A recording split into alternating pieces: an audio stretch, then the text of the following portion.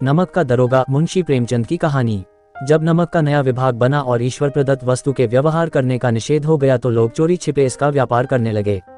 अनेक प्रकार के छल प्रपंचों का सूत्रपात हुआ। कोई घूस से काम निकालता था, कोई चालाकी से। अधिकारियों के पौ 12 थे। पटवारीगिरी का सर्वसम्मानित पद छोड़ छोड़कर लोग इस विभाग की बरकंदाजी करते थे। इसके दारोगा पद के लिए तो वकीलों का भी जी ललचाता था।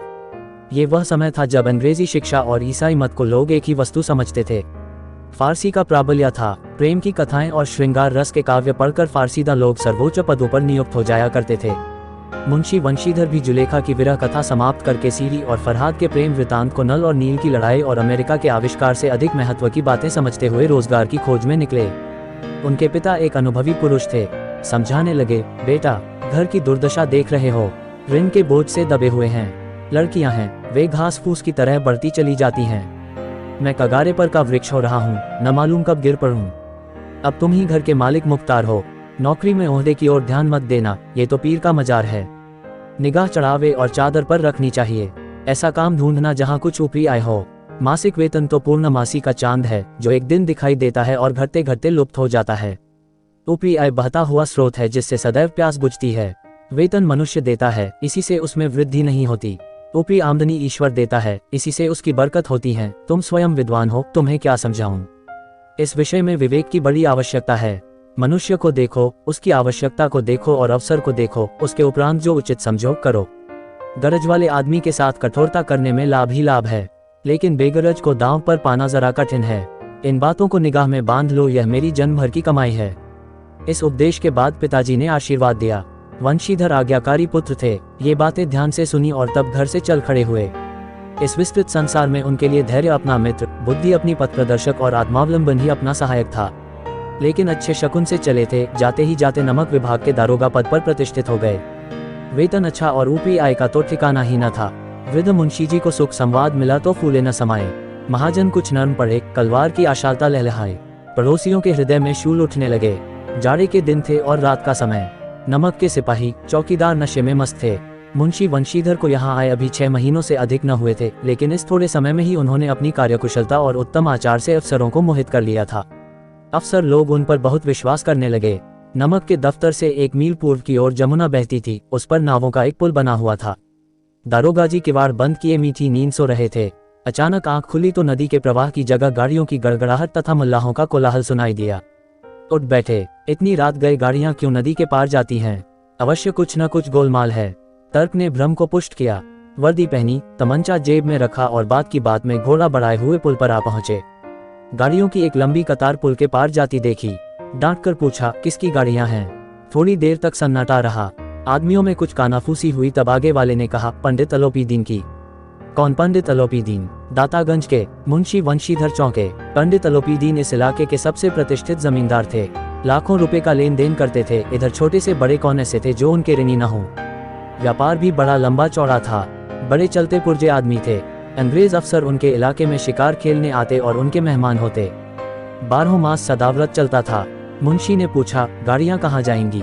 उत्तर मिला, कानपुर। लेकिन इस प्रश्न पर कि इनमें क्या है, सन्नाटा छा गया। दारोगा साहब का संदेह और भी बढ़ा। कुछ देर तक उत्तर की बात देखकर वह जोर से बोले, क्या तुम सब गूंगे हो गए हो? हम पूछते हैं इनमें क्या लदा है। जब इस बार भी कोई उत्तर न मिला तो उन्होंने घोड़े को एक गाड़ी से मिलाकर बोरे को टटोला। भ्रम दूर हो गया। यह नमक के अड़ेले थे। झुंझलाया। अब दोनों शक्तियों में संग्राम होने लगा। धन ने उछल उछल कर आक्रमण करने शुरू किए। 1 से 5, 5 से 10, 10 से 15 और 15 से 20 हजार तक नौबत पहुंची। किंतु धर्म अलौकिक वीरता के साथ बहुसंख्यक सेना के सम्मुख अकेला पर्वत की भांति अटल अविचलित खड़ा था। अलोपीदीन निराश होकर बोले, अब इससे अधिक मेरा साहस नहीं। आगे आपको अधिकार है। वंशीधर ने अपने जमादार को ललकारा। बदलू सिंह मन में दारोगा जी को गालियां देता हुआ पंडित अलोपीदीन की ओर बढ़ा। पंडित जी घबराकर 2-3 कदम पीछे हट गए। अत्यंत दीनता से बोले, बाबू साहब, ईश्वर के लिए मुझ पर दया कीजिए। मैं 25,000 पर निपटारा करने को तैयार हूँ। असंभव बात है। 30,000 पर किसी तरह भी संभव नहीं। क्या 40,000 पर भी नहीं? 40,000 नहीं, 40 लाख पर भी असंभव है। बदलू सिंह, इस आदमी को हिरासत में ले लो। अब मैं एक शब्द भी नहीं सुनना चाहता। धर्म ने धन को पैरों तले कुचल डाला। अलोपीदीन ने एक हृष्ट पुष्ट मनुष्य को हथकड़ियां लिए हुए अपनी तरफ आते देखा। चारों ओर निराश और कातर दृष्टि से देखने लगे। इसके बाद मूर्छित होकर गिर पड़े। दुनिया सोती थी पर दुनिया की जीभ जागती थी। सवेरे देखिए तो बालक वृद्ध सबके मुंह से यही बात सुनाई देती थी।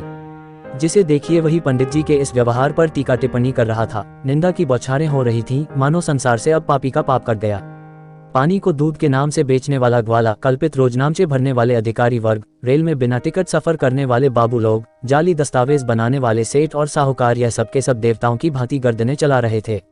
जब दूसरे दिन पंडित अलोपीदीन अभियुक्त होकर कांस्टेबलों के साथ, हाथों में हथकड़ियां, हृदय में ग्लानि और क्षोभ भरे, लज्जा से गर्दन झुकाए अदालत की तरफ चले तो सारे शहर में हलचल मच गई। मेलों में कदाचित आंखें इतनी व्यग्र न होती होंगी। भीड़ के मारे छत और दीवार में कोई भेद न रहा, किंतु अदालत में पहुंचने की देर थी। पंडित अलोपीदीन इस अगाध वन के सिंह थे। अधिकारी वर्ग उनके भक्त, अमले उनके सेवक, वकील मुख्तार उनके आज्ञापालक और अरदली, चपरासी तथा चौकीदार तो उनके बिना मोल के गुलाम थे। उन्हें देखते ही लोग चारों तरफ से दौड़े। सभी लोग विस्मित हो रहे थे, इसलिए नहीं कि अलोपीदीन ने ये कर्म किया, बल्कि इसलिए कि वह कानून के पंजे में कैसे आए। ऐसा मनुष्य जिसके पास असाध्य साधन करने वाला धन और अनन्य वाचालता हो, वह क्यों कानून के पंजे में आए। प्रत्येक मनुष्य उनसे सहानुभूति प्रकट करता था। बड़ी तत्परता से इस आक्रमण को रोकने के निमित्त वकीलों की एक सेना तैयार की गई। न्याय के मैदान में धर्म और धन में युद्ध ठन गया। वंशीधर चुपचाप खड़े थे। उनके पास सत्य के सिवा न कोई बल था, न स्पष्ट भाषण के अतिरिक्त कोई शस्त्र। गवाह थे, किंतु लोभ से डांवाडोल। यहाँ तक कि मुंशी जी को न्याय भी अपनी ओर कुछ खिंचा हुआ दिख पड़ता था। वह न्याय का दरबार था, परंतु उसके कर्मचारियों पर पक्षपात का नशा छाया हुआ था। किंतु पक्षपात और न्याय का क्या मेल। जहां पक्षपात हो वहां न्याय की कल्पना नहीं की जा सकती। मुकदमा शीघ्र ही समाप्त हो गया। डिप्टी मजिस्ट्रेट ने अपनी तजवीज में लिखा, पंडित अलोपीदीन के विरुद्ध दिए गए प्रमाण निर्मूल और भ्रमात्मक हैं। वह एक बड़े भारी आदमी हैं। ये बात कल्पना के बाहर है कि उन्होंने थोड़े लाभ के लिए ऐसा दुस्साहस किया हो। यद्यपि नमक के दरोगा मुंशी वंशीधर का अधिक दोष नहीं है, लेकिन ये बड़े खेद की बात है कि उसकी उद्दंडता और विचारहीनता के कारण एक भले मानुस को कष्ट झेलना पड़ा।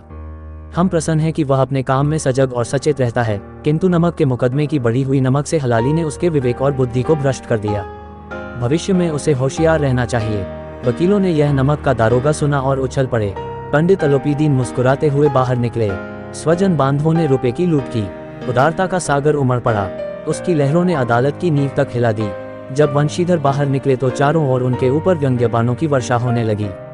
चपरासियों ने झुक झुक कर सलाम किए, किंतु इस समय एक कटु वाक्य, एक एक संकेत उनकी गर्वाग्नि को प्रज्वलित कर रहा था। कदाचित इस मुकदमे में सफल होकर वह इस तरह करते हुए न चलते। आज उन्हें संसार का एक खेदजनक विचित्र अनुभव हुआ। न्याय और विद्वत्ता, लंबी चौड़ी उपाधियां, बड़ी बड़ी दाढ़ियां, ढीले चोगे एक भी सच्चे आदर का पात्र नहीं है। अविनय हुई है, उसे क्षमा कीजिए। मैं धर्म की बेड़ी में जकड़ा हुआ था, नहीं तो वैसे मैं आपका दास हूँ। जो आज्ञा होगी वह मेरे सिर माथे पर। अलोपीदीन ने विनीत भाव से कहा, नदी तट पर आपने मेरी प्रार्थना नहीं स्वीकार की थी, किंतु आज स्वीकार करनी पड़ेगी। वंशीधर बोले, मैं किस योग्य हूँ, किंतु जो कुछ सेवा मुझसे हो सकती है उसमें त्रुटि न होगी। अलोपीदीन ने एक स्टाम्प लगा हुआ पत्र निकाला और उसे वंशीधर के सामने रखकर बोले, इस पद को स्वीकार कीजिए और अपने हस्ताक्षर कर दीजिए। मैं ब्राह्मण हूँ, जब तक ये सवाल पूरा न कीजिएगा द्वार से न हटूंगा। मुंशी वंशीधर ने उस कागज को पढ़ा तो कृतज्ञता से आंखों में आंसू भर आए। पंडित अलोपीदीन ने उनको अपनी सारी जायदाद का स्थायी मैनेजर नियत किया था। 6000 वार्षिक वेतन के अतिरिक्त रोजाना खर्च अलग, सवारी के लिए घोड़ा, रहने को बंगला, नौकर चाकर मुफ्त। कंपित स्वर में बोले, पंडित जी, मुझ में इतनी सामर्थ्य नहीं है कि आपकी उदारता की प्रशंसा कर सकूं, किंतु ऐसे उच्च पद के योग्य नहीं हूं। अलोपीदीन हंसकर बोले, मुझे इस समय एक अयोग्य मनुष्य की ही जरूरत है। वंशीधर ने गंभीर भाव से कहा, यूं मैं आपका दास हूं। आप जैसे कीर्तिवान सज्जन पुरुष की सेवा करना मेरे लिए सौभाग्य की बात है, किंतु मुझ में न विद्या है, न बुद्धि, न वह स्वभाव जो इन त्रुटियों की पूर्ति कर देता है। ऐसे महान कार्य के लिए एक बड़े मर्मज्ञ अनुभवी मनुष्य की जरूरत है। अलोपीदीन ने कलमदान से कलम निकाली और उसे वंशीधर के हाथ में देकर बोले, न मुझे विद्वत्ता की चाह है, न अनुभव की, न मर्मज्ञता की, न कार्यकुशलता की। इन गुणों के महत्व को खूब पा चुका हूँ। अब सौभाग्य और सुअवसर ने मुझे वह मोती दे दिया जिसके सामने योग्यता और विद्वत्ता की चमक फीकी पड़ जाती है। ये कलम लीजिए, अधिक सोच विचार न कीजिए, दस्तखत कर दीजिए। परमात्मा से यही प्रार्थना है कि वह आपको सदैव वही नदी के किनारे वाला बेमुरौवत, उद्दंड, कठोर परंतु धर्मनिष्ठ दारोगा बनाए रखे। वंशीधर की आंखें दबा आईं। हृदय के संकुचित पात्र में इतना एहसान न समा सका। एक बार फिर पंडित जी की ओर भक्ति और श्रद्धा की दृष्टि से देखा और कांपते हुए हाथ से मैनेजरी के कागज पर हस्ताक्षर कर दिए। अलोपीदीन ने प्रफुल्लित होकर उन्हें गले लगा लिया।